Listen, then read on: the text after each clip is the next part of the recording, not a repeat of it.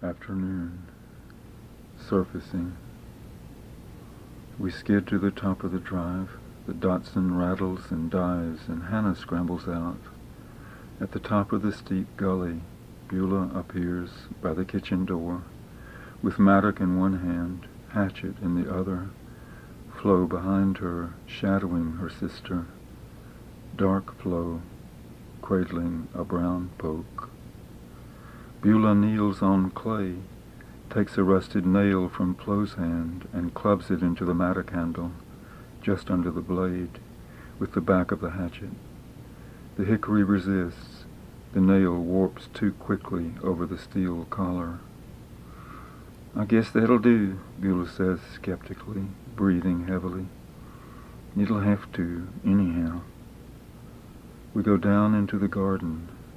Somebody's just brought in 28 of these nice, fresh sweet potato plants, and we've got to find a place for them before supper, between the potato patch and the driveway. There's not much room in there.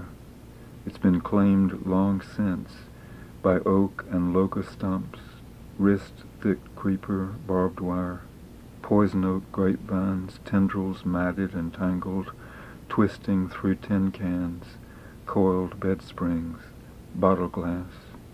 The black eye of a rusted stove burner stares through the potatoes from the edge of the garden toward us in the late sun.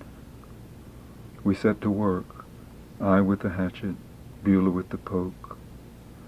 Minutes pass till Flo with the mattock gives a little cry, startled, curious by the oak stump, bends down, fishes, lifts up something curved, thin, mud-covered, rusty underneath, and dangles it toward Beulah, 20 feet away. "Bewley, what's this?" Flo's find shimmers dully under the muck. It glints and shortens as the dirt drops from it, lumped with dead creeper leaves. Beulah's face brightens as she looks up piercingly into the murky sheath of Flo's newfound thing. "Oh," she says instantly, "that's poor Meg's spoon." "Poor old Meg. She lived right over thar," Beulah points. I follow her hand past Flo into a sunshaft on a pile of collapsed lumber, an earthy haze where flies buzz and creeper thrives, on heaps of ashes, nails, planks almost dust. Bless her heart.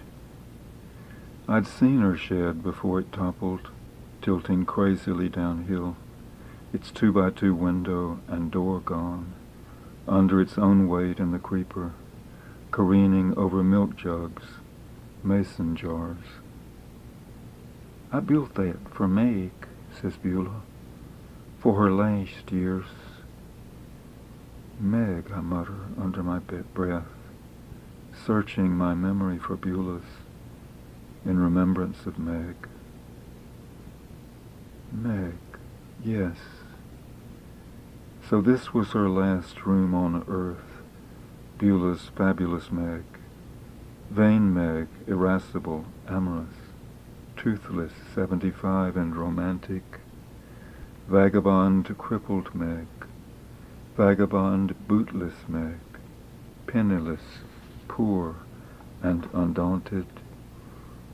A sleeper in fields, an outlaw. Like so many along this creek. Like their father. Like his father. Silent, fearsome. Old Charlie from Utah. The Apache child left for dead in an ambush. Eastbound from a world ago.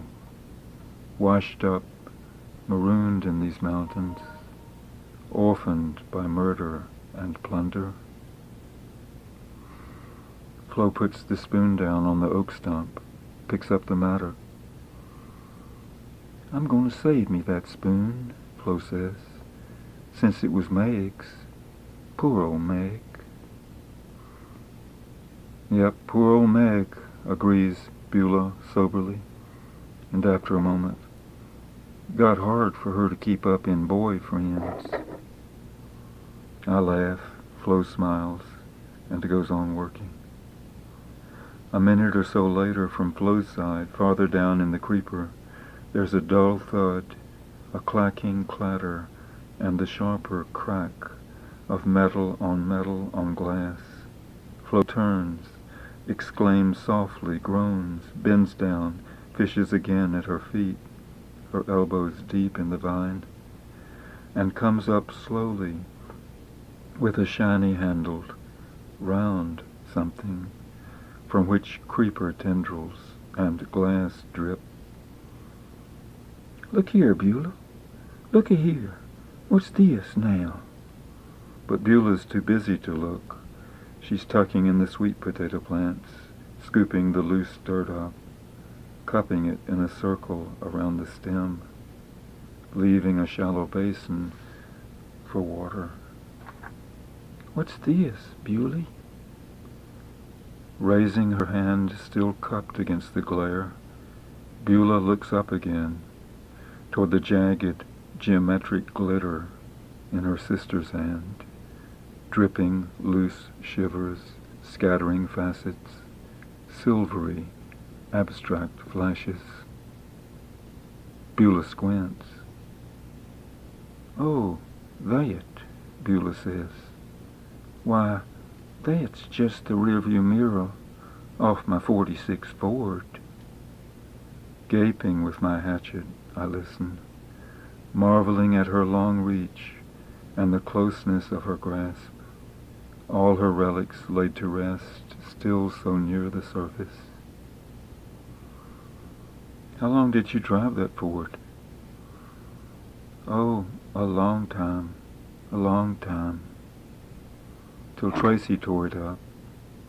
Yep, Sadie's first husband." Her keen, quick, piercing glance, blocked and traversed by a spasm of memory, of sorrow for the abandonment of her daughter. "Then I drove it a long time, even after that." She ponders, weighing her losses, till poor little Tracy totaled it, paced repair.